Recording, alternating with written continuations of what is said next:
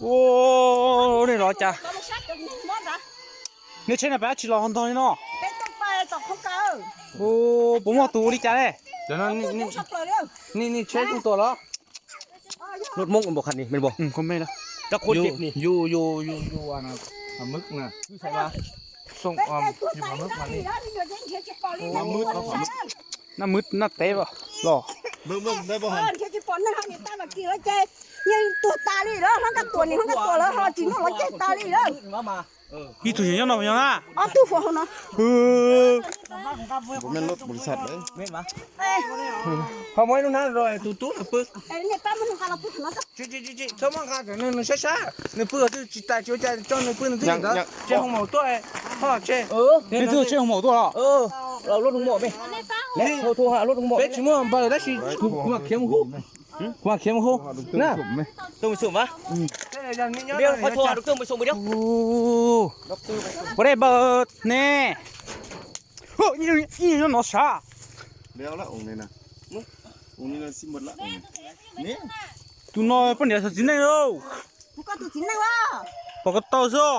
มันจะพ้นเป็นไรเจ้าไอ้เนี่ยมันเราเสียละจะเอาเราโน่รู้ใช้จีนนั่งไปอยู่ใช้จีนไปหรอนั่งแต่ตัวตาลีที่ว่าจีนเราจะตัวตาลีเลยถูกด้วย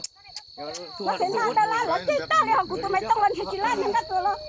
จีนน้องตาลีน้องจีนใช้ตัวเลยโอ้ตายคือคนนี้เจ็บอีกโทรแล้วแต่ตอนนี้ใช่ไหมเป็นจุดอะไร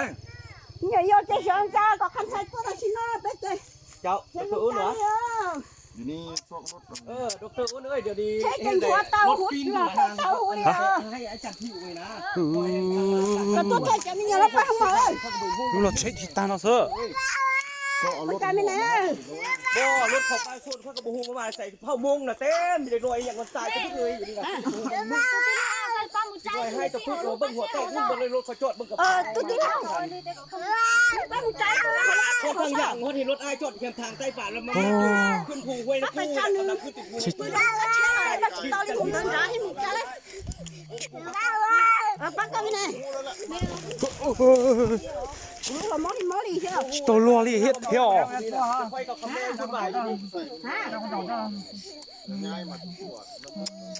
ตัวนี้ตัวก็ต้องมาตัวแล้วก็จะลงจีเนียตัวนี้เนาะมาช่วยจะ3-4คนเอาคนเจ็บคนอย่างรู้ก็ให้ใจก็มีติกันค่อยไปหลายคนเจ็ดออกลูกไปคนไปหัวแล้วเดี๋ยวช่วยสมัชชะสมัชชะนึกเพื่อนึกเรื่องมันนะก็มาจะเฉยไปจ่ายให้เรานอนไม่ให้เรานอนไปเลย你叫